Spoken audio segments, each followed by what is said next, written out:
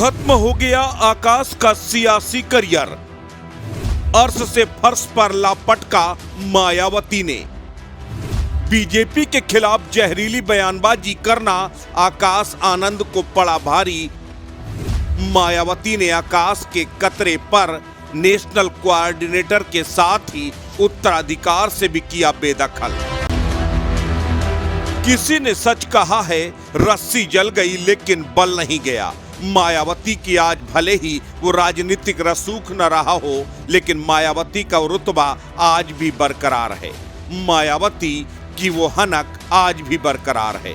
अपने भतीजे आकाश आनंद को मायावती ने पूरी उम्मीदों के साथ अपना उत्तराधिकारी घोषित किया था। बीएसपी का नेशनल कोऑर्डिनेटर नियुक्त किया था। इस चुनाव में सबसे ज्यादा जनसभाएं आकाश आनंद ही कर रहे थे। लगातार केंद्र सरकार पर, भाजपा पर जहरीले हमले कर रहे थे, लेकिन बीजेपी पर जहरीली बयानबाजी आकाश आनंद को भारी पड़ गई।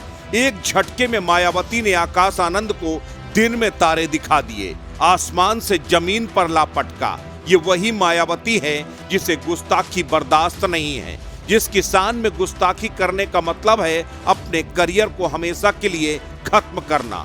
एक वक्त पर मायावती का ऐसा रुतबा था कि जिसने भी मायावती की शान में गुस्ताखी करने की हिमाकत की, उसे ऐसा अंजाम भुगतना पड़ा जो उसने कभी सपने में भी नहीं सोचा था। ये वही मायावती है जिन्होंने अपने विधायकों को अपने मुख्यमंत्री आवास से गिरफ्तार करके जेल भिजवाने से भी गुरेज नहीं किया। लेकिन कोई ये नहीं सोच सकता था कि मायावती अपने ही सगे भतीजे के साथ इस तरह का बर्ताव कर सकती हैं। सीतापुर में एक जनसभा के दौरान आकाश आनंद ने बीजेपी के खिलाफ जहरीली बयानबाजी की थी। आदर्श आचार संहिता के उल्लंघन का केस भी दर्ज हुआ था। केस दर्ज होने के बाद मायावती के तेवर आकाश आनंद को लेकर बेहद तल्ख हो गए थे। अचानक आकाश आनंद की सभी रैलियों को, उनके कार्यक्रमों को निरस्त कर दिया गया था।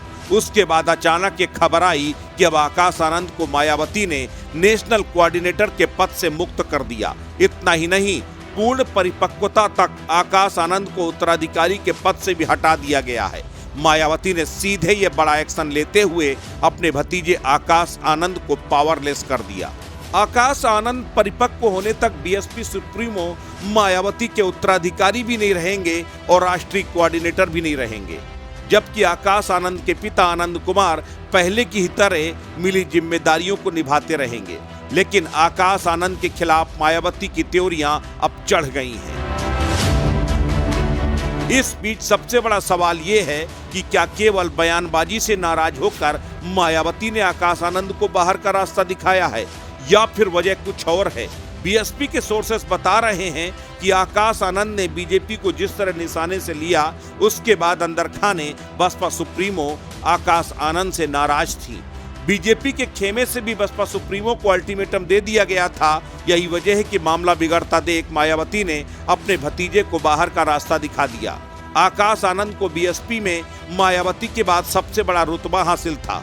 मायावती के उत्तराधिकारी के तौर पर उन्हें वो सम्मान मिलने लगा था। सबसे बड़ी बात यह है कि आकाश आनंद की जनसभा में मजमा भी जुड़ने लगा था।